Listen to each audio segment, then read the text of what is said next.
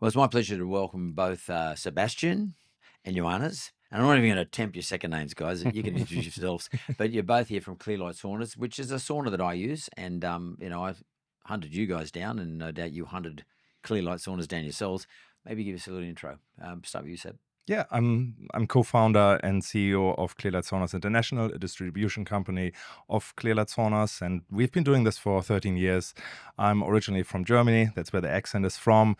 Small working town. I never thought I would actually leave this town, but somehow I figured it out. I moved to New Zealand, and I realized that if you compare Europe to New Zealand, the health system is very different. So I heard that there were waiting lists when you actually get sick. It scared me so much that I actually looked into health an awful lot. And over the 10 years of this journey, I became a raw vegan, really, really thin, tried to figure out, how to actually stay healthy so that I never have to go to the hospital. As part of that, I found that infrared saunas is one of those tools that you can use through all your life. It's non-invasive. It's really, really easy to use. So you comply with the regime really easily. And I looked, what's the best one out there? And Clearlight at that stage was mostly in the US. I went to health conferences in the US. That's, many moons ago now. And we started to bring that into New Zealand, Australia, UK, also Europe, wider Europe, Middle East, and so on. So it's something that people were ready to find because it is a great tool to actually support your health. I'm the counterpart. I'm Johannes, also German. Background is engineering, and I think that's how we actually met. So we sort of both studied environmental engineering, and I think sometimes the universe just has that calling, right? And it sort of just sucks you into an opportunity. And I still remember that day where I told my dad, it's like, hey, Dad, I'm going to sell sauna. That's 23, just finishing my studies. Remember and he's that? like, are you stupid? Like, sacrificing your career. As a good German, everyone becomes an engineer. But 13 years later, we're sort of immersing ourselves in infrared sauna technology. We talked about red light before. We talked about ice bath. And I feel like it's a really fascinating time to be alive at the moment because, over the last 6 years in particular with COVID, it's just really been a change, I think, that we haven't seen before. And I think there's a bit of an awakening. And being here in Australia is just phenomenal because I think like the wellness and the health and longevity space is just absolutely booming. And it's a great time to be alive. There's a lot of knowledge out there, but there's also a lot of misinformation too. So I think it is a little bit of a maze, but at the same time, you can actually get really deep into subjects that previously you probably only would get from maybe your GP or something like that. So I think, or even that, Sebastian. My GP is a great guy, but it's difficult for a GP even to keep ahead of this sort of stuff. I mean, they're diagnosing and prescribing, and they're doing it en masse. Like in the day, they'll do 30 or 40 patients.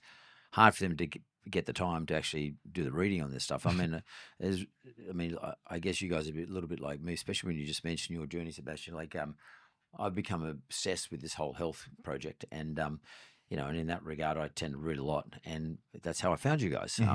That's how I found your infrared sauna. That's better. Good. And that literally. And then I thought I'll reach out to these guys and get them come and explain to me why the hell I bought their infrared sauna, because I don't really know that much about it. And let's start with this, and you guys choose who's going to answer the question. But let's start with this: the sauna that seems to me to be one of the better choices of all the different types of saunas is infrared. Maybe you can explain to the audience straight up, perhaps what are the broader terms, what are the various types of saunas and why do you choose infrared? So I think, you said it right. Like there's a ton of different saunas out there, basically, and they all sort of mimic heat stress. Like everything we're going to talk about evolves around heat and sort of raising the core temperature and helping you sweat. And there's just different types, right? So you mentioned infrared. As the name says, there's infrared light in there. We're going to talk about that later, what that means, but it's a form of light.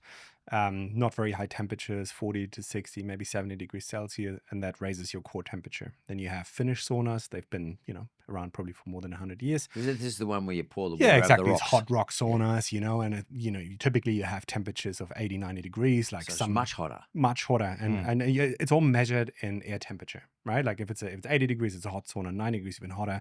You have the Russian banyas, which I think is also a type of hot rock sauna, but typically they go even up to 100 degrees Celsius. Then you have steam saunas, so typically lower temperatures, 60 degrees, very high humidity, and you sort of literally have steam that you put in the room, and through that you sweat. Technically, you could actually consider a whirlpool also part of a heat therapy or heat just treatment. Hot water. Yep. do a hot bath at home, do a whirlpool. You'd have to stay in there for a long time, which most people won't do, and you literally have to break a sweat while you're in the whirlpool. But It's these, funny you should say that, Johannes, because I saw the other day, I read an article about a couple who actually fell asleep in a hot tub and died. cooked themselves and Yeah, died. right. I know, it's pretty scary. Yep. And I think like do. that's, saunas, they all sound great, right? But technically they can all kill us Yeah. because it is stress on the body. While we relax, it's actually hard work for our body. It's a workout. And, you hear these stories, these horror stories once in a while where people fall asleep, where the door is jammed and they can't get out, I mean, touch wood, that's not going to happen to us. But, it is stress for the body. And it's literally a bit of a survival mechanism that we sort of put our body in. And obviously after that, we feel great. We get all these benefits and longevity and whatnot. But at that particular moment, it's hard work for our cardiovascular system. So that's interesting. So maybe let's just stop there for a second. I've never really thought about it like this. I mean, I just think, I've always thought, well, I'm sweating and sweating is good for me. And I've also equally thought, probably incorrectly, that it's a little bit like a workout because my heart rate's going. But the reason why, I think what you're saying, and correct me if I'm wrong, the reason why it's good for me is because when my body stresses, and stress being when my body's put under stress, my heart's working harder, my blood vessels are opening up, my skin's trying to cool me down through perspiration. After you deal with that, once that stress is finished, after you deal with it, or maybe it's not after. Why is that being stressed good for me? Because most people say avoid stress. Yeah. Why is that good for me? Well, it's It's about adaptations. Yeah, exactly. It's called hormetic stress, right? And we have different stresses. Cold is a stress, exercise is a stress, saunas are a stress. Pains in the ass are a stress. I mean, financial stress Yeah, is yeah. kind of also stress, but I think it's negative. And so there's good and bad stress. I think that's probably the easiest way to say it. And, Right. and I think, there's a saying, what doesn't kill us makes us stronger. And I'm not a big fan of that because I think, we shouldn't really enjoy the suffering. But I do think like the adaptation process and actually going through something that is challenging increases resilience, right? And I think that an ice bath doesn't get easier every day. Like, in fact, it's always freaking hard to do it. And same, like, I know we talked about the sauna I had before, like after 30 minutes in the sauna, it's freaking hard to stay in there, but you still, I don't know, do another minute, do another 2 minutes. And after that you come out and you're like, yeah, I've done it. Like, so it sort of really drives that resilience. You get a hormone cocktail that is basically released, and that practice in itself is something that the Stoics practice too. Like you need to go through the hardship in order to sort of build character, stamina, and resilience. And saunas are a tool that we can just utilize on a daily basis. What are some of the physical adaptations we get as a result of putting ourselves through this hermetic stress, heat stress? A variety. I mean, I think the easiest is, as you said, the cardiovascular system, right? So you said exactly that, it feels like you're doing a workout, and, I know you wear a Whoop, wear Aura users, and you can measure that. Like, after a 40-minute session, my heart rate was at 155. Like, that is beyond cardio, beyond zone 2 cardio, which, you should sort of beyond, like zone 2 is 145 beats a minute. Yeah. And so zone 2, I think, is 120, right? The idea is that you sort of jog, but you can have a good conversation, and that sort of really gives you that cardiovascular training. It's good for longevity. And a sauna mimics that, but you can actually even go beyond that at 155, which literally is like your heart's racing and you're sitting in there relaxing, listening to podcasts, but your body is just working. It's pumping blood, producing white blood cells, cardiovascular, the heat adaptation, lymphatic system is on. There's a ton of biochemistry happening in the body. It's called a passive aerobic workout, right? Because your body, your heart actually has to work harder also because there's something happening, and that's is mostly in infrared saunas, which is called vessel dilation, which means actually your blood vessels expand. So it means that your heart has actually to work a little bit harder to move everything around because, if you like, the piping has just like increased. And so there is quite a few calories that your heart actually puts extra in to get this all going. And that is also exhausting. So yours is infrared. Just explain to me what that means, because it's not necessarily a red light that I'm going to see. Yeah. Maybe you could just take me through that, because I know in my one, for example, I've got this mesh, and they've got these panels all around me.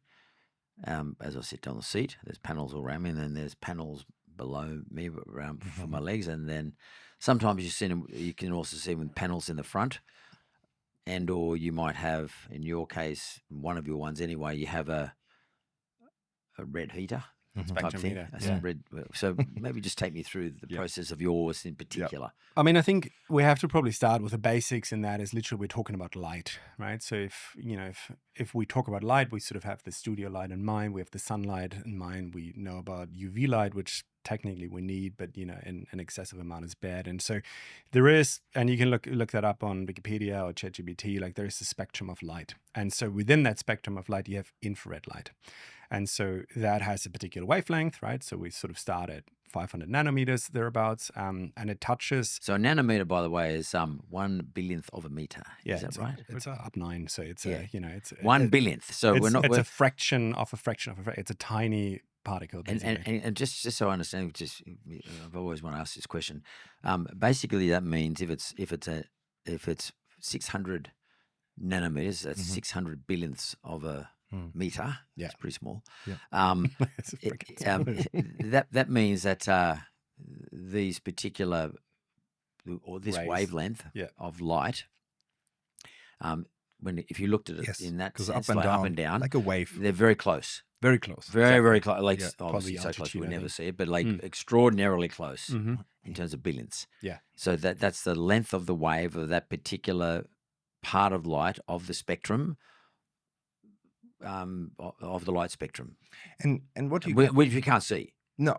Well, parts of it you can. And the higher the wavelengths, the higher the energy that is in there. And that's the fascinating thing. So you have certain wavelengths that have a higher energy. So if it hits your body, if you like, or go into your body, it releases more energy than other. But then other wavelengths can penetrate you deeper and therefore bring heat deeper into your body, but it might not have the same and a caloric value, meaning like it doesn't create as much heat. So do you want to sort of go from the different sort of like stages? Yeah, I mean, I think, if you think about infrared, that's part of the light spectrum. And so it starts at nanometers, where we talked about that. And there's 3 types of infrared. Near infrared, which is invisible, but it touches on the visible light spectrum. So when you talk about the full spectrum heaters at you in the front, there's a little bit of red light in there. And so it touches on that spectrum. So it touches from visible to invisible, and most of near infrared is invisible. And then you have middle infrared, it's sort of a longer wavelength, like less energy, different nanometer area. And then you have far infrared. And far infrared is probably something that everyone has experienced. If you rub your 2 hands, you can actually see that we emit heat. So we as human beings actually emit far infrared. A bonfire, the sun, all of that is also infrared. But if you, for instance, talk about the sun, it's 49% of near infrared. So the beauty about infrared, like people always think, oh, does it cause skin damage or does it cause cancer? Actually, if you think about it, we have it in Mother Nature. And therefore an infrared sauna utilizes these wavelengths. It's quite easy. You look at what nature does, and as you sort of you engineer something around it. And then you put these heaters, so you literally put electricity in basic terms, and you create those wavelengths. And when you're sitting in there, you're exposed to these different types of infrared. And they penetrate into your skin, and then over time, they sort of gradually increase your core temperature. So there's a theory behind infrared sauna that, as opposed to hot stone saunas and all those other ones, is that it heats up you from from the inside. Yes. As opposed to the other ones is more your skin is reacting to the ambient temperature. Exactly. That's a really beautiful way to actually look at it, because like normally what you have is you have an ambient temperature that, let's talk, it's 90 degrees hot, but it only touches your skin. And as you sweat, the sweat is actually a thermal barrier, meaning like the temperature cannot actually penetrate you as well. Whereas infrared only releases its energy when it finds its equivalent, meaning the wavelengths of far infrared, for example, is really, really similar to, if you have a really good infrared sauna, is the wavelengths of water, which means it travels through the air. If the air is completely dry, no energy is lost. It's unlikely, but no energy is lost. It hits your body, and at that moment, it actually releases. So any water molecules in your body get actually technically vibrating and therefore heat up. If you would have a steam room and you use infrared, a lot of energy would actually be captured by the water in the air. And that's a massive difference, because one is basically you're just surrounded by heat, and your body can to a certain degree stop heating up, versus infrared is like you can't. It travels into your body, and therefore the core temperature is definitely increased. That's why it's so effective. And then these rays of energy, which is what it is, they go right inside your body, like do they go to your liver? Yeah. I mean, where do they go? Good question. I mean, I think it depends on the type of infrared. Right. So near infrared is sort of has the highest energy density, and the research is kind of, there's mixed opinions. Like, I think there's some that say up to 4 to 5 centimeters, which if you think about what that means, it actually would That's a fair bit. and would get into your organs. And what we're sort of seeing from red light therapy, which has about 8,000 studies, is they confirm the same thing, meaning near infrared actually penetrates deeper than we think. Far infrared itself, which is sort of our human frequency as well, that sort of only goes up to 0.1 centimeters, or maybe 1.2, 0.2. So it's sort of a softer, but I think because it works on the body, and we as human beings are 70% water, that's why far infrared works so effective. But the penetration into the skin is not very deep. Right. So the infrared, and in a typical sauna, infrared sauna, that is, the infrared emitters, the far infrared emitters are behind, in your case, mesh. Some mesh. So you can't see anything. No, they're just black panels. They don't glow or anything like that. No, they don't glow. But even if the mesh wasn't there, you would still see not anything. So the mesh has a different function. What's the mesh for? That is about mitigating EMF, electromagnetic frequencies, and ELF, which is extremely low frequencies. So let's just talk about that for a second. So electromagnetic frequencies, which, by the way, is around us all the time. Absolutely. Everywhere. The whole universe is one big electromagnetic force. But that mesh is important, isn't it? Well, so it's, I think for us it is, yes. Yep. But I think the problem actually, and the mission is bigger. And I think, we live in a world where I think, we're exposed to more technology than ever, which I think is great. Like, think about what AI and technology has really enabled us to do. But the problem with EMF is that it has an effect on our human body. Especially when it's accumulated. And especially that, but also if it's high exposure, right? Yeah. So I always like to joke that I think everyone would understand that you shouldn't sleep on a Wi-Fi router. And even if you don't understand how that stuff works, you understand that somehow that thing emits something, and surely it's not good for our human body. And so there's consensus now. Electromagnetic and we are electrical beings in a sense. There's so much going on there. And there are PhD studies now that really confirm that, for example, if you have a baby Wi-Fi right next to the baby, it has a very different sleep pattern. So it's quantified that is not so good. And actually to the point of infrared heaters, that you can measure their electrosmog, their EMF.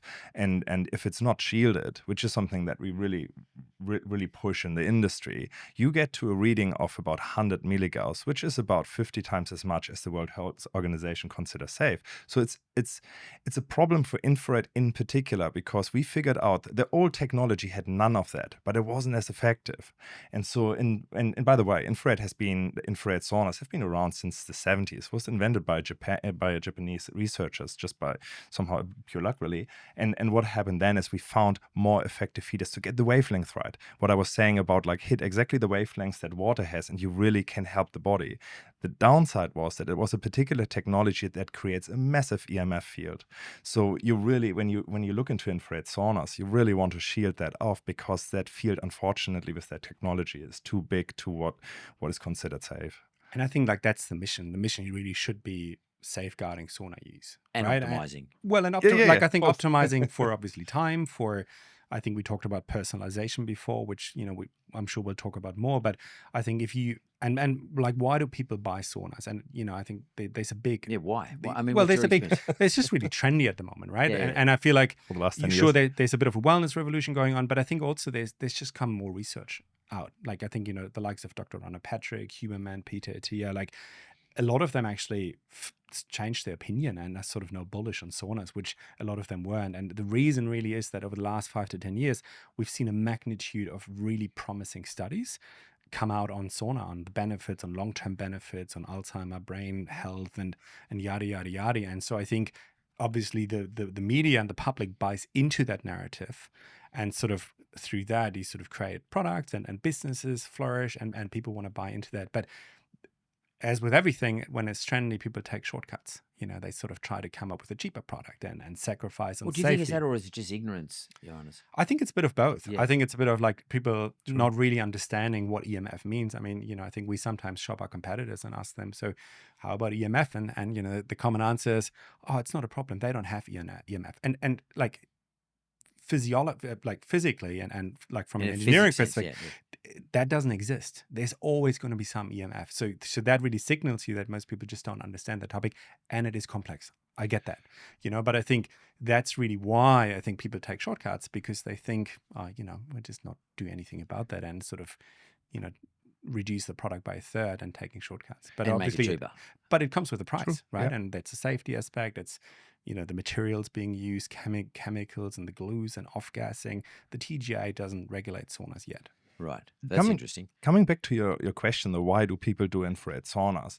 There are some really tangible effects that it's really beautiful. Like if we get people who say, like, does it anything to my arthritis, for example? There are quite a few different arthritis that definitely respond to it. So what we normally say to customers is like, try one of our saunas. It's the right wavelength, and see how you feel afterwards. And the reality is that because of what I mentioned before, vessel dilation, your vessels open up and they flush out a particular element, a pain indicator called element P actually.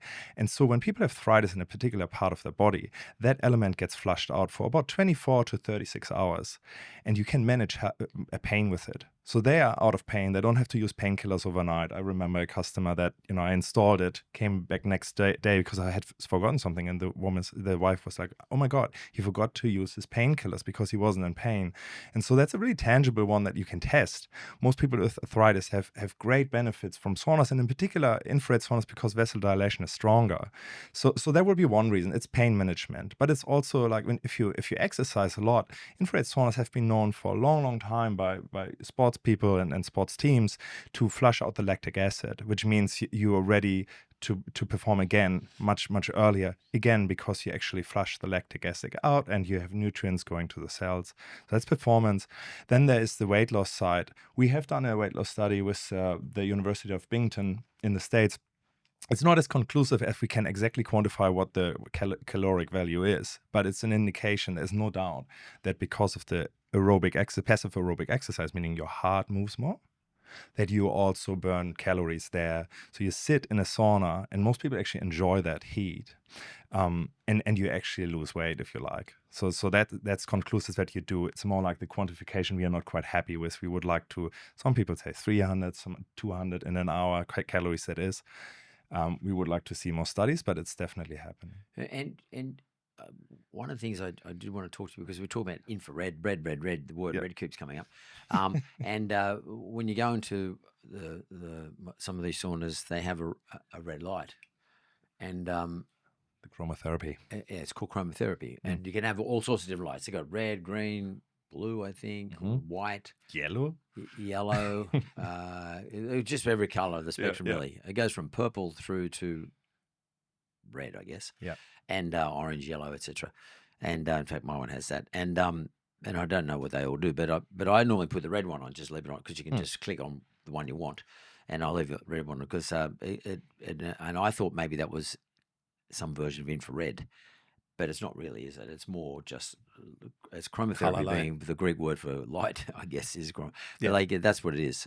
Yeah, I think it's effect. It's for the mood, I'd probably call it, right? Yeah. Some people Makes enjoy well, the red. I like the redness. Same here. Yeah. I think it just really helps me calm my nervous system down. Yeah, it helps me calm down. And it's, you don't have the blue light, right? So it is a good wavelength. It's just not the same as red light therapy. Right. It's not the strength that you want. So if you want to talk about red light. Yeah, I do want to talk about red light. Because we're talking about infrared. Yes. So we're talking about infrared as a sauna protocol. Yes. Which, as I understand from what you're saying now, has the ability to penetrate your skin and you have a lower ambient temperature in the room, though, in the sauna room. Yeah.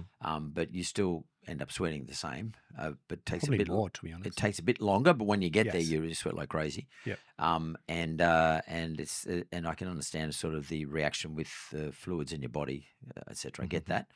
But then people talk about infrared red light therapy, not infrared. Is it infrared light therapy or is it just red light therapy? It's red light therapy. Red light therapy. And some people think they're getting the red light therapy by the red thing up the top, and that's something totally different. So you guys also, Clearlight also has a red light therapy protocol, Yeah. which you can put in the sauna or you can Yeah. use outside of a sauna on its own. Let's just go through that stuff so we can sort of split those off. We can split red light therapy off or away from infrared sauna therapy. Yeah. So They're two different things, aren't they? Oh, yeah. Hell yeah. They're fundamentally different. Yeah. So explain it to me. I mean, if you... Well, we got one over here, so can we have a look at it? Yeah, sure. Yeah. Let's do Let's that. just open the box up for so people can get to see. Because, you've got people wearing them and put them on their head for a hat. I've seen some people with face ones. Yeah, they're pretty good I've too. seen a long one that you guys have you put inside the sauna so you can do two things at once, I guess. Then you got ones you can just... Because I see Andrew Koopman says that he carries one around with him. Yeah. Well, this one is a portable one, and there are quite a few technical nuances to it. Thank you.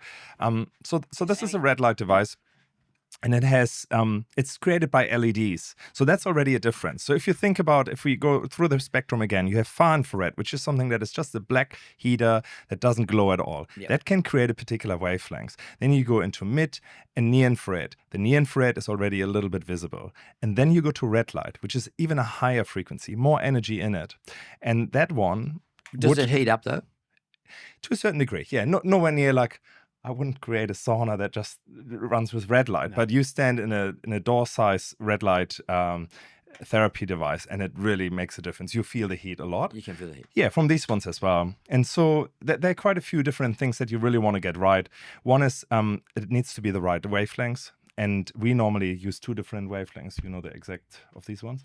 Well, I'd probably start differently. If that's Okay, I mean, I think you asked the question like, how is it? Have a look. Yeah. You asked the question, how is it different? Right. And I think the easiest way to think about that is sauna utilizes heat. Everything evolves around raising the core temperature, breaking a sweat. And all the benefits you get from that is a consequence of putting your body into that heat stress. This thing is light. And yes, it uses light therapies, but the benefits evolve around light therapy. And so to answer your question, there's a little bit of heat, but that's not really what matters. It's about... Right. Red light, visible. That's why if you can't look at it, it's extremely bright. You can't look at this. No, you can, but you shouldn't. And if you wear you should you wear sunnies or something. But we can put it actually on later, and you'll notice like this whole room is going to glow red. Yeah, it's insanely bright. And so you have this red light component which has 660 nanometers, and we're talking. You gave us the info on nanometer, how precise that is. Like that's a fraction of a wavelength, and so. And we combine that with near infrared, which is invisible. And so that's why if you put this on, it feels like half of the LEDs are on, half of the LEDs are off. But that's because one is visible, the other one is invisible. And so when those two specific frequencies, 660 nanometers, 860 nanometers, come together, they're absorbed by the skin, they essentially trigger the effect called photobiomodulation. So the activation through light in our cells. And that in turn increases our mitochondria activity. That in turn increases ATP. And literally it just means... you better go stop there. Yeah. No, that's good. I'll just last sentence, and it just creates an influx of energy. And now... Energy, yeah. Yes. So we just might have to go back a couple of steps on that because... just in terms of mitochondrial activity, like every cell in the body has mitochondria inside of the cell. Yes. And of course, that's our energy factory. That's where that's our where we create energy in the mitochondria. Yeah. And ATP is the outcome of that factory. An ATP being adenosine triphosphate with 3 phosphate molecules on the adenosine. And when one of those phosphate molecules gets cleaved off, as I understand it, it creates energy. Yes. And so you need ATP. So if you're feeling a bit tired, either mentally, because your neurons have produce ATP, your neurons have mitochondria which produce energy as well in the form of ATP, and so does your arms, your muscles. Well, everything. Everything. Yeah. Everything does.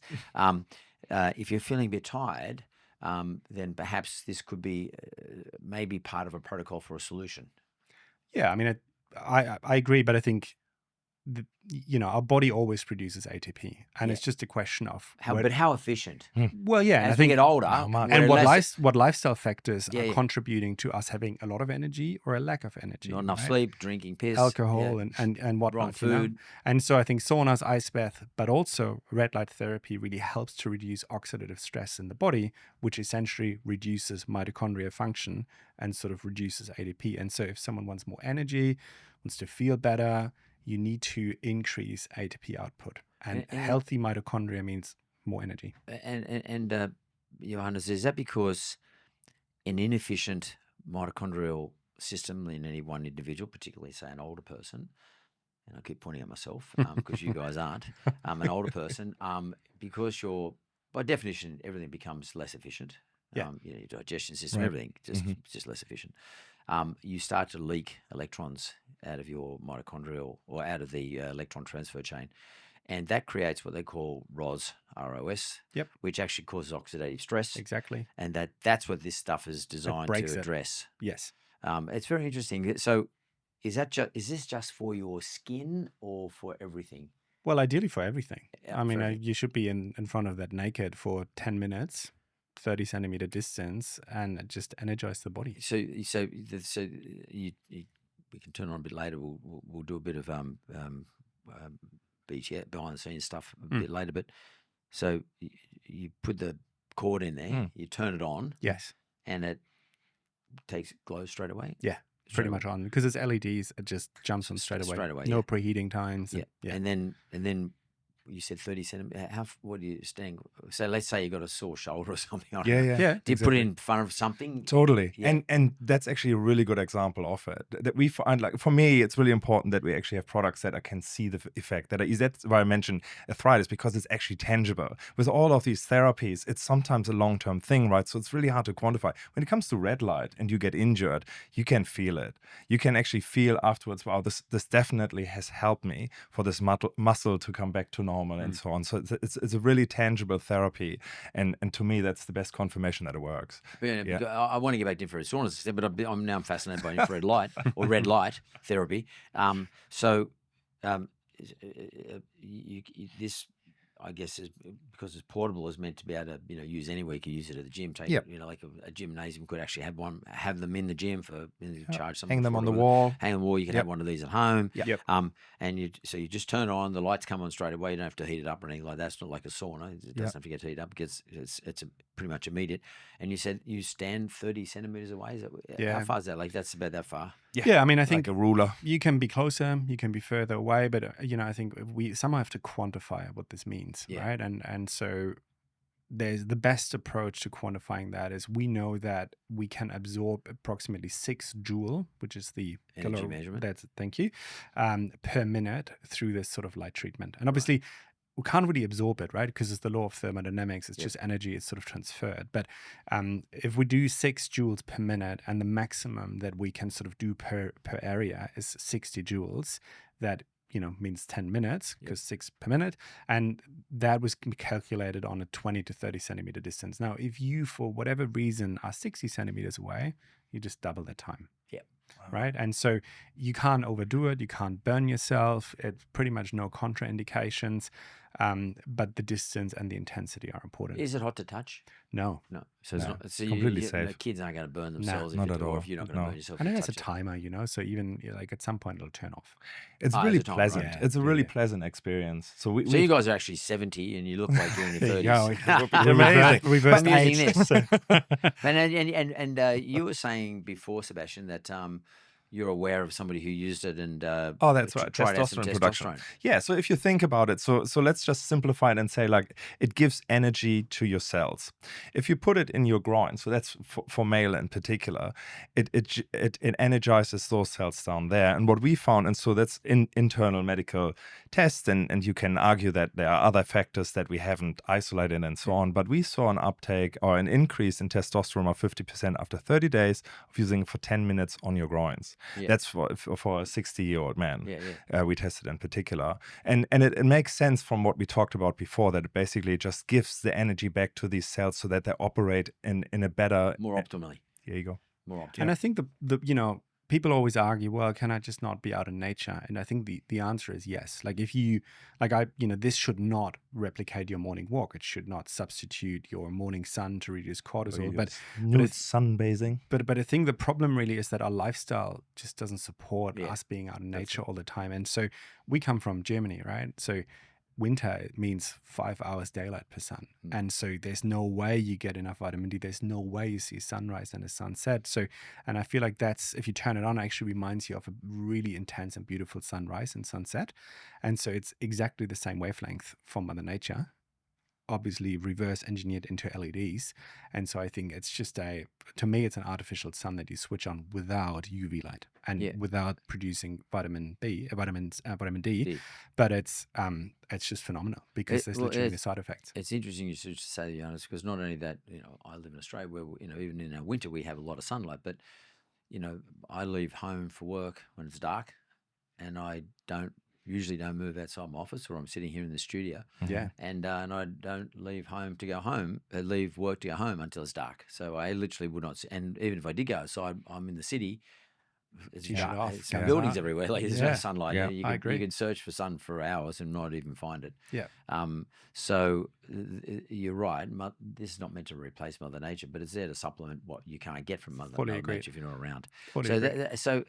So just some of the protocols. There's this portable one. You got one that you can sit on your inside your sauna door. I've seen that advertised on your site, and it's like full length. Is that right? Yeah. Well, there's body length. Yeah, pretty much.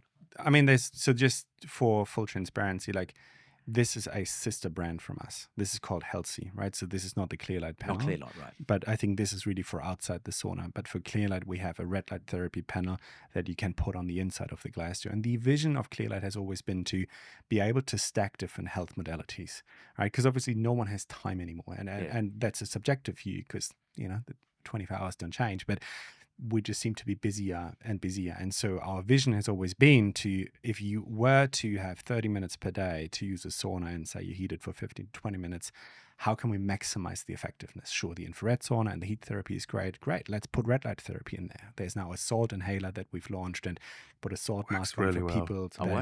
A salt inhaler, it literally it puts salt in the air. Salt. So it's halotherapy is basically a really small, particular size salt molecules put into the air. So in the sauna. Yes. In the sauna, yeah. So you hang it on the wall. But like when we have kids at home that are sick or friends, and we hear, they can't sleep because they cough, you put this thing next to them, and the cough is mitigated a lot. Back in the days, like I know my grand, for example, was sent to the ocean, to actually respiratory. Here, like English people would be. There you go. Like I knew this Russian. I don't know. He was a Russian guy. He was born in 1860 or something. But I read a story about a Russian guy a very famous Russian scientist, and his name was Nikolai Mikulovich Maklay, and he was accredited.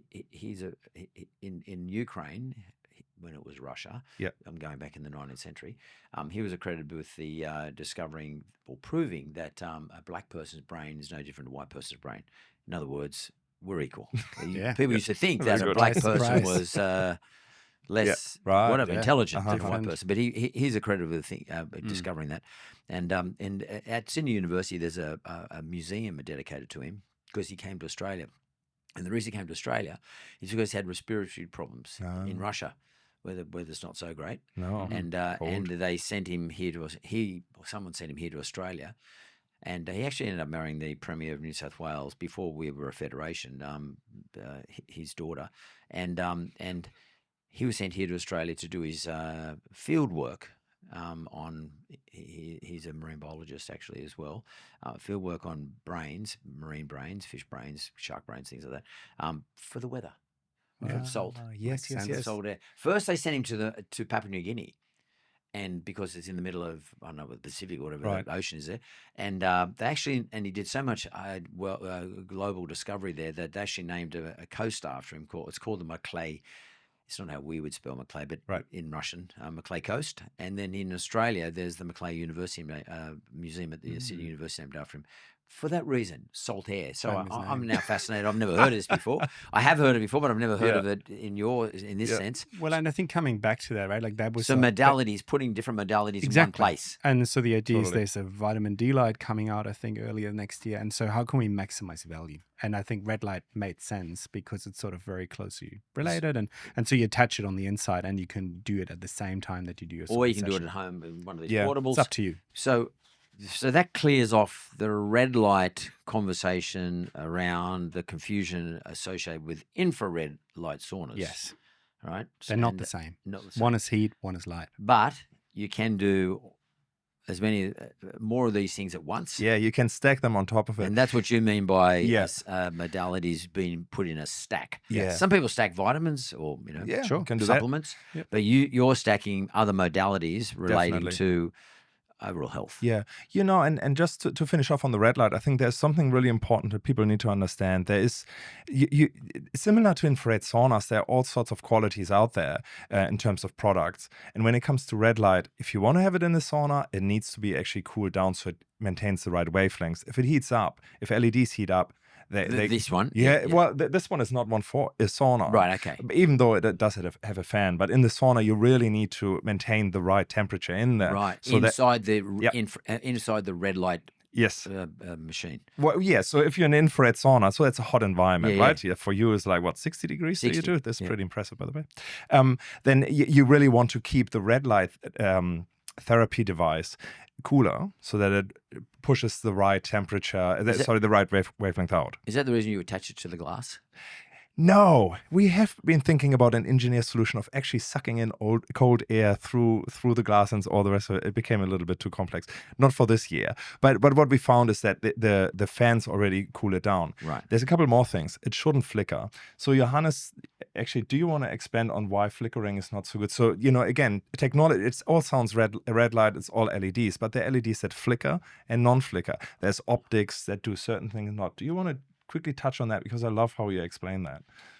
Yeah, I mean, I think it's similar to the EMF in saunas, right? Like there's just quality indicators. And so with red light, everyone I think knows AC, DC, and obviously these devices run on AC, and so it's sort of the LEDs turn on and off multiple times a second, and that is essentially a stress for the human eye. We don't really see it, but if you were to take a video Slow on it your down. phone and slow it down to a tenth, you'd actually see these sort of Right. on and off Yeah. frequencies, and that produces stress on the eye. And so therefore, you really want to make sure that there's a no flicker or low flicker red light therapy. Then it needs the right wavelength. We talked about that.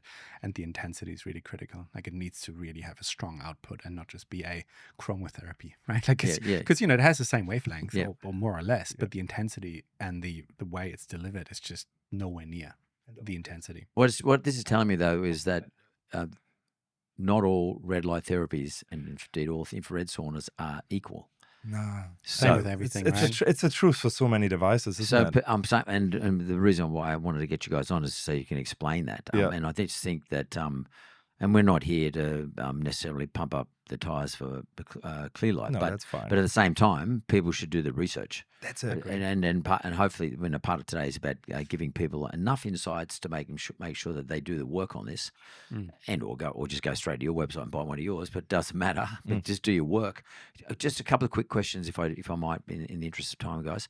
The first thing I want to ask you is, how long in a sauna, and what temperature, Look, and how often? yeah, I mean, I think the common misconception is longer is better, and I think in some way it's true because you want to hit that stress ceiling, and you want to sort of have the adaptive response to that.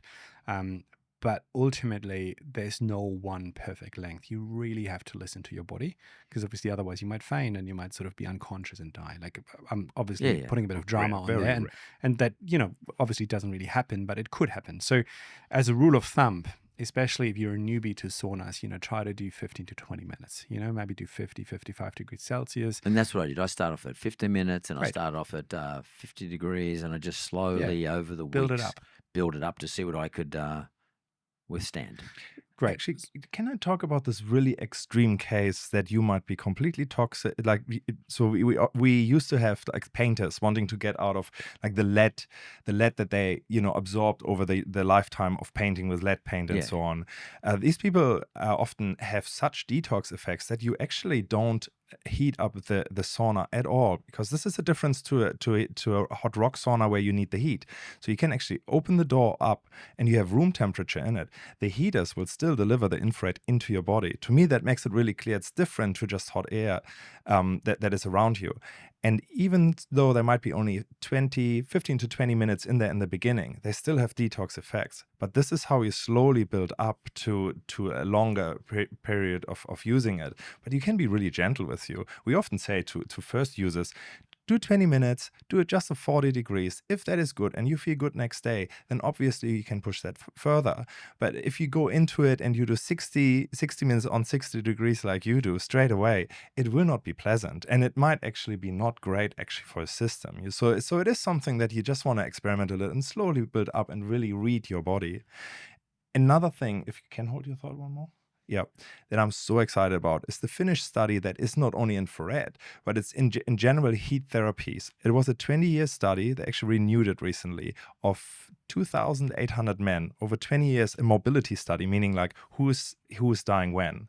And they could see a correlation between you use a heat therapy like an infrared sauna, like a spa, 5 times or more. You live on average 10 years. Per week. Yeah, sorry.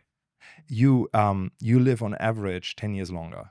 That's pretty conclusive after looking at 3,000. I'd be happy with that. Extra 10 years. Perfect. All right. And but this is then the health span versus lifespan. I would also argue you using a sauna makes you feel better and assists your body to have a healthier body longer.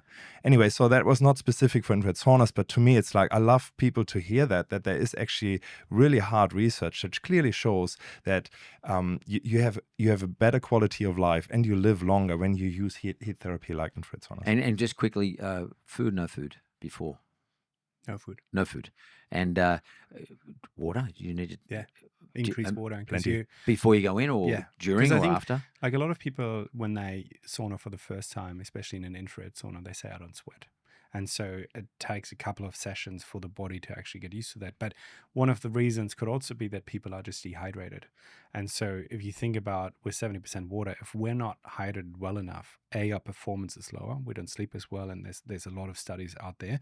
But also we cannot sweat, right? Because there's literally no excessive water to get rid of. So if you increase water intake, you're going to sweat more profusely, which is going to be better for the skin. You detoxify more and whatnot. So as a rule of thumb, I would probably say have at least half a liter of water half an hour before, half a liter during, half a liter after, and add some electrolytes and minerals in there. Okay, it was what's interesting about that. I put a glass of water in the sauna, and it's a cup. It's actually a ceramic cup. The ceramic heats up, but the water doesn't. Isn't that well, funny? the ceramic heats up at a faster rate than the water. Yeah. Better heat connectivity.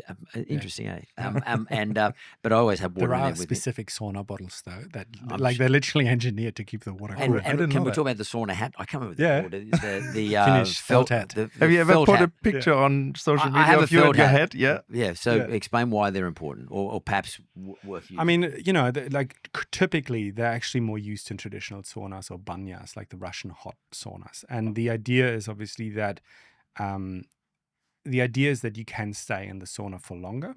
That's the first reason. And you have to, if you sit in a sauna, obviously hot air rises to the top. So at the top, when you're in a public sauna, that's where it's the hottest. And so your head is naturally always exposed to the highest amount of heat. And I'm sure you would probably confirm that, like, the reason why you want to leave the sauna is not because your knee or your toes or your belly is hot. It's because your head is hot and you just have the feeling you can't stand it anymore. So the heat is going to resolve that, and it's just going to give you a couple more minutes. But the second thing is that excessive heat, and we're not really talking about an infrared sauna, but more about traditional saunas, it's actually shown to reduce hair growth. Right. And it's also shown to reduce fertility and sperm count. Right. So that's the head takes care of that They're too, things because we it's don't. sort of They're things we don't want to reduce. no, let's skip. But that's the truth. And you know, typically people don't wear them in the infrared sauna because you don't have the same ambient temperature. We as in the also traditional designed ones. it that way. So from an Ayurvedic point of view, you don't want to heat the head. It's not considered healthy, and the head doesn't have the same ability to cool down than the rest of the body. Therefore, our heaters are normally shoulder height. Depends a little bit on how tall or short you are. But the idea is really the main benefit to your body comes from the infrared pointing towards your body. And actually, that's something maybe worth mentioning as well. Infrared therapy is directional, which means normally if you have a heater to the left and to the right, that side of your body gets good exposure to infrared therapy. It does move around and there's an overall benefit, but you really want to have a heater in front of you. And you said where your calves are, definitely down there as well, and all around you, because only then do you get the most benefit from it. That's why you have these really strong heaters on the front as well, because it works with belly fat, which most people have more on the front than anywhere else. But overall, it's all below the shoulders because heating it up. So if you wear your hat, that's great because it actually protects it from getting silly overheated. though. They're a funny looking hat. I would love to see it. Yeah, Right, like you got the styles on. I know. I feel like I'm in sort of like some guy up in Northern Europe original. somewhere with some sort of That's unusual. it. Yeah. That's what they do. And finally, two more questions. The second last question I have for you is morning or night? Depends. I knew you'd say that. Yeah, That's a it's typical always- engineering answer. It's always more complex than. So, I know that you told us before that you sauna at 4 typically, and that's to be honest, it's a great time. PM, yeah. PM, yes. PM, yeah. So it's a great time to sauna, and so statistically, for instance, we know that most world records are created on 4 or 5 p.m. That's when we're at peak performance. So if you sauna at that time, you're probably at your peak performance, which means you can probably endure heat stress longer. So that's I find that quite fascinating because I think naturally seem to gravitate to the time anyway. A lot of people do it before nighttime. And we talked about the parasympathetic and the nervous system up and down regulation, essentially. And the reason why people tend to do that is that they really feel like they want to leave the day behind, take the smartphone away and just have 45 minutes to themselves. And there's truth to that too, right? Because, we sweat, we relax, we take our thoughts of something else, we do something that feels hard in that particular moment, and afterwards we come out. But we've done a study with Aura and 2 German universities in order to try to figure out You're talking about the ring. Aura now. ring. Yep. Thank you. Yep. And we try to figure out what's the optimal time and what's of the day and what's the optimal duration. And the answer is there really isn't. It really comes down to what is your personal goal. So someone who would sauna in the morning, they will probably do that to kickstart the day, to get a bit of an influx in energy. And near infrared in particular helps to reduce cortisol. It sort of reduces our body's stress hormone in the morning, which is typically when it's highest. And so we take that out to ourselves to kickstart the day. And we've measured that the readiness score, which is, I think, or in Whoop it's called strain. So it's sort of just... you're right. So just explain. Yeah. On the Oura ring, it's called readiness readiness score. Yep. On the Whoop, it's called strain, STRAIN, and it's a blue circle that tells you what your strain levels are. Great. And so you want to have low strain in order to... Great. So you want to keep your strain as low as possible, but Yeah. you want to build it up as much as possible so you get adaptations. to resilience. Yeah, great. And so I think with Aura, we've seen that people who sauna in the morning with the intention to actually have a good readiness score, they have a higher readiness score throughout the day, and they tend to then sleep better. The people that tend to use the sauna at night, they tend to do it in order to regulate the nervous system and to sleep better. And what we found is that is true. So people tend to sleep better, but only if they do it at least an hour to 2 hours before bedtime. And so that's interesting, right? Because give yourself typically time to cool down. that's exactly it. And I think also what tends to happen with our blood pressure and our temperature towards nighttime is it goes down, right? So our body essentially just drives down the functionality and everything sort of calms down. Deregulates. And the sauna, because it's heat stress, it actually upregulates us in that morning.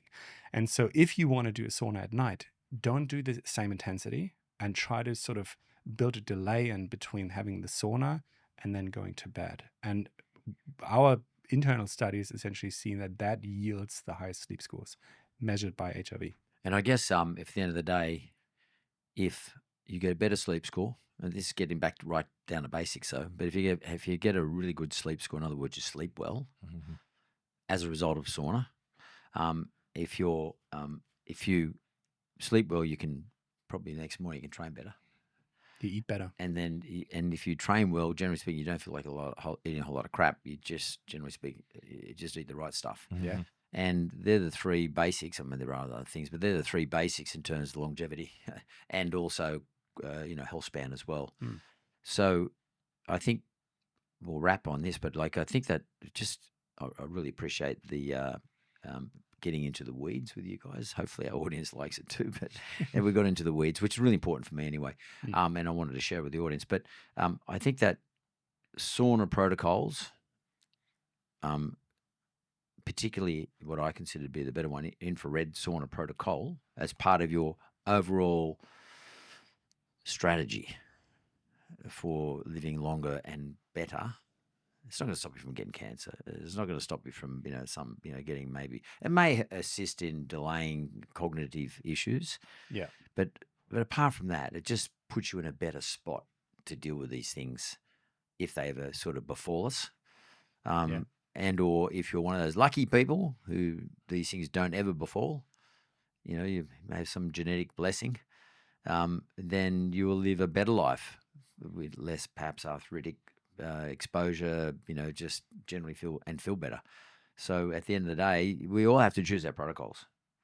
Some people, just been hearing a lot about saunas. And we see Brian Johnson, stepping out of his sauna with his shirt off and talking about how important it is and blah, blah, blah. Which is why I thought I'd get you guys on, because I just think we need to dig into it all and get away from the popularity, the trendy stuff, the cool stuff, the flashy stuff, and just get into the depth of this. And I really appreciate you guys coming down to Sydney. Do you both live in Byron now? No, we do, yes. Both? Yeah. Well, I'll come and see you. I'm going to be there this weekend. Beautiful. Cool. Yeah, Would love I'm to going see you. Tomorrow, actually. Fantastic. You going back? I'll be in Sydney. we'll Yeah, you going go back. So. So I'll get the details of Sammy and I'll come and say hello. Yeah, that would be One great. thing I just want to, really please. feel is important, like there's this constant debate of traditional versus infrared. Is one better than the other? And I fundamentally think it's the wrong question, because I think the research is quite clear that consistency is what drives it. And so if we talk about traditional saunas, they're great. Like it's a social ritual. Like there's a lot more studies actually on them, although infrared are catching up. They've been around a longer time, that's why. Exactly. Way longer, But I think an infrared sauna, because it only takes you 10, 50 minutes to preheat, and you do 30 minutes and you can do red light and blah, blah, blah at the same time, it actually just makes it so much easier to use on a day-to-day basis. And I think that should be the goal. Ultimately, everyone should choose what works for them. If you can do a traditional sauna 5 to 7 times a week because you have that lifestyle, great, go for it. Yeah. But I personally, and I think a lot of our clients and friends and family say, an infrared is just so much easier to integrate into the day-to-day Well, mine takes they heat up pretty quick too. Mine heats up like fully gets to heat about 20 minutes, like Exactly. up to 55 or something. And Yeah. I usually go to about 55 and sit up there to 60. Yeah. I think the Clearlight one goes at 65 or 70. What does it go to? To 70 now, 80 now, actually. it depends, we pushed it. With City Cave or Total Fusion, like some of these commercial partners, they'll run these for 12 hours straight, and then they get to 80, 85. Wow. But I think I don't need it to get that hot, by the way. No, exactly. And I That's think okay. the idea really is that you heat up with the infrared together. Yeah, Right? So I go in when it's probably 45, and then I set it to the maximum, and by the end it'll probably be 60, and then I step out. So what you're saying is you don't need to heat it up to 60, No. for example, and then jump in No. and sit in there for 30 It's really minutes. more about the heaters The heaters need to be. to have the right surface temperature. And that Right. typically takes 10 minutes. And then after that, they deliver the right frequencies. And then sure, if you want to go in at 60, go for it. But you can go in when it's 45. Yeah. And then just go heat up with the with the temperature increase. Yeah, so we say like the most comfortable one is when it's above body temperature. So if it's 40, that's perfectly fine. And if you think about my example with the painter, it was room temperature anyway. It still delivers the therapy. So that's good. So that means you don't have to wait as long. You just say, okay, this is like I can go. By the way, you go naked in an infrared sauna. Some people ask that, and that's the best delivery because there's no fabric in between. But you sit down and it already starts to help you. So you don't have to wait until it's completely the temperature you love. In fact, it's probably easier when you sit in like a frog and is slowly increasing temperature. You don't feel it as much as if you go straight away in your 60 degrees, it would be quite hot straight away. It's quite a contrast. And just for those people who are listening, door opens in or out? Door open. The door opens when you're inside. Does the door open inwards or outwards? When you sit inside, it opens outwards. That's perfect because people get nervous about that stuff. Oh, you mean it hasn't been tripped in? like I can kick it open. Yeah. That was one of the things. For me, that was one of the things that was really important. As soon as I saw it, I said, "Fuck yeah, I can." If something happens, because I'm doing it on my own, I can just smash it. And if we talk about that fear, if you think about traditional saunas, they are built really sturdy. It's 3-phase. It's a proper install often versus like, these infrared saunas are normally quite lightweight. So I would actually say if something goes wrong, and again, the temperatures are not as high anyway, and it's not as grunty as like a big glowing rock sort of like heater on the side, you can actually always get out. Yeah, so there's nothing really hot in there. You can't burn yourself. There's nothing really hot inside the infrared you sauna. can touch the heater long enough, you burn your hand. The heater, but like there's no like that thing with the hot rocks on it, which is, I don't know, At it's least got a a furnace towel under on it. there. That would be scary. Nah. Well, thanks very much, guys. Johannes and Sebastian, thanks very much. I really appreciate it. It was great. Yeah, such a pleasure. Thanks for having us.